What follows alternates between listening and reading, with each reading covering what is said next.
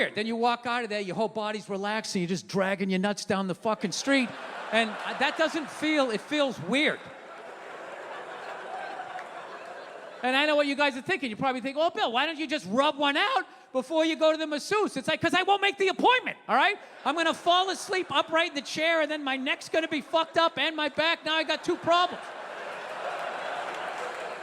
It would be great if they legalized it, though. You know what I mean? It'd be fantastic. You just have like a regular masseuse in there.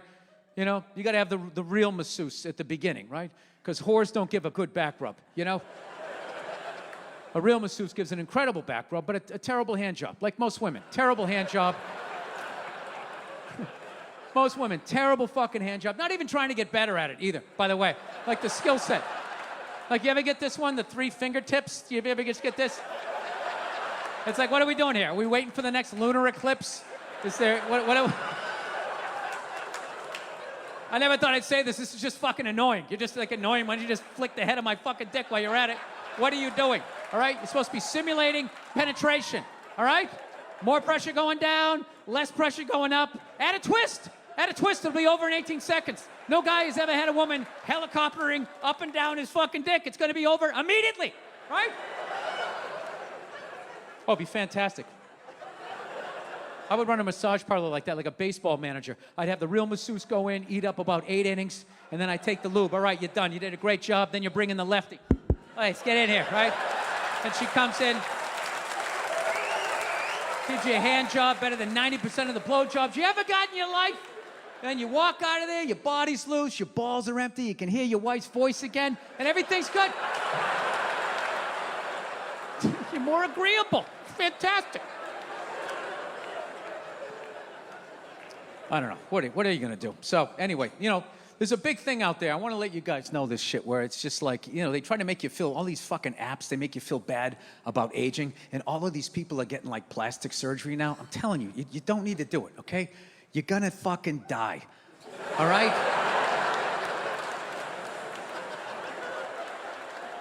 That's Generation X, my generation. They're 50s, taking testosterone and shit, posting before and after pictures on the internet. It's hilarious. Shirtless, like trying to attract women. And it's funny, they look good. They look like Rambo here, but in the neck, you see the divorce, the bad relationship with the kids, the dreams that didn't work out, the fucking HOA that made you tear down that porch that you didn't have the fucking, the permit for, or whatever the fuck it was that you did, you know? Do you realize how much you don't get life if you're still trying to bang broads in your 50s?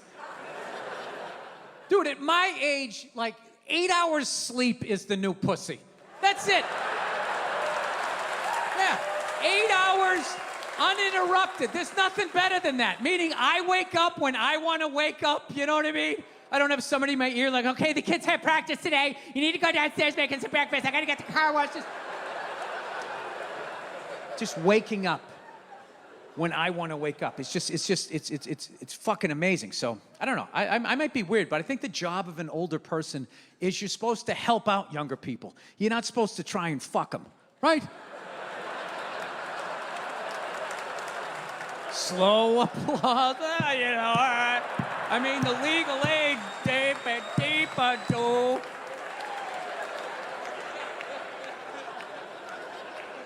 I'm that old guy that acts like he figured everything out, you know? I'm that old guy that acts like he figured everything out, you know? So I always give young people advice. Like, I always tell women, right? I'll be like, you know, okay, here's one for you. If you're on a date with a guy at any point during the evening, if he cracks his own neck, just get out of the relationship right then and there.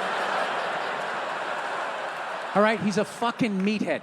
And he's going to put meathead babies in you, and they're going to drive tow trucks, and they're never going to own the company. Okay? That's what it is. All right? Look for the red flags, okay? Little guy, big watch. Major red flag. Nothing wrong with the little guy, but that little guy with that fucking, maybe he has a rap album, fucking giant watch, walking around, making all this noise. For some reason, you find him adorable, so you agree to go out with them, and then he pulls up to the date in that giant truck, and that magic step appears so he doesn't fall to his death. And the next thing you know, you're in a fucking relationship with him. And one day you have a huge fight with him and he storms out, you watch him waddle down the front yard, and then you're upstairs crying as you're folding his little pants. And then it finally dawns on you. I could have the exact same problems with the full-size man. For 3 years, I didn't feel safe when he held me. It's like I found a hairy 8-year-old at the mall, right? Ladies, if you have a girlfriend and she has like a sweatshirt that says namaste on it, she's a cunt. Like, how do you not see that? Why would you think that she's spiritual? I just don't. You shouldn't have to advertise that you're spiritual. You should sense it. Namaste. This is just how I choose to live my life. You know, she's one of those people, you know, who goes on Instagram and goes out into nature with a bathing suit up her ass and does like the fucking hard hands with like advice. Guys, don't forget to take time for yourself when you're fucking gathering your knowledge on your journey, you know? If I was a dictator, that's one of the first groups of people that I would eliminate. Anybody that fucking did that. And then right after that would be anybody who tried to do the hard hands but were too stupid, so it looked like a grilled cheese sandwich. You ever see, okay, Tabitha, see you later. Right? It's just like...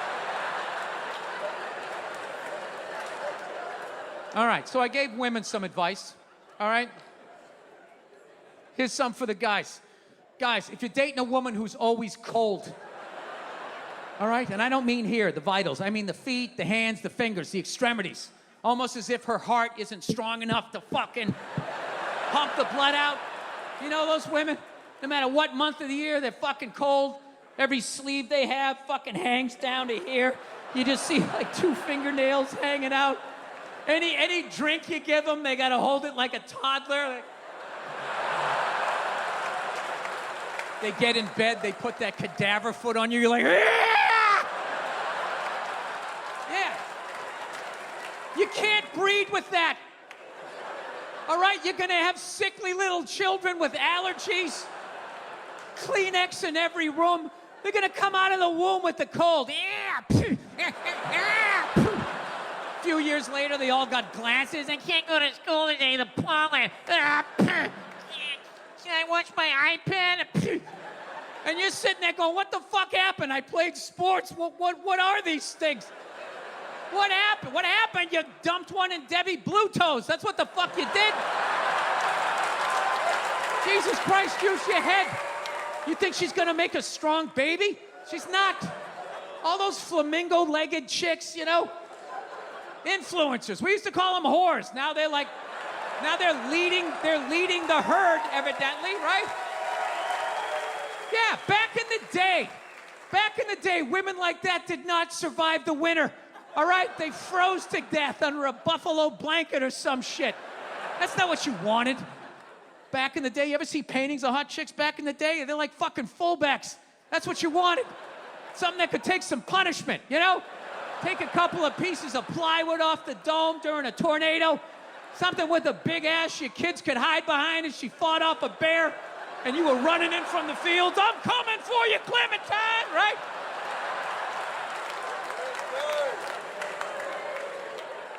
Yeah, these fucking skinny chicks, I'm telling you, they used to die right and fucking left. But over the last 100 years, you had all these inventions. Centralized heat, right? The C-section. It just keeps them alive. They make all these sickly, whiny kids, you know? Next thing you know, everybody's wearing helmets. This is what it is. No, this is one of these nights. I don't feel like leaving. I only got one more. You guys are an amazing crowd. So let's end on this one right here. So my lovely wife has given me 2 beautiful children, and a few months back, I was giving my son a bath. He was 3 at the time, right? So I'm giving him a bath, right? I wash him and everything. I rinse him off, and then I stand him up. I go, all right, buddy, it's your turn. I hand him the washcloth, and I'm like, all right, buddy. I go, it's your turn. You got to wash your pee-pee, right? Because I don't touch that part of him, because I got touched as a kid, and he's not going to become a comedian, right? Basically. So it ends with me, right? So I go, all right, buddy, it's your turn. Here's the washcloth. Wash your pee-pee. 3 years old. He looks right back at me. He goes, and my balls. Dude,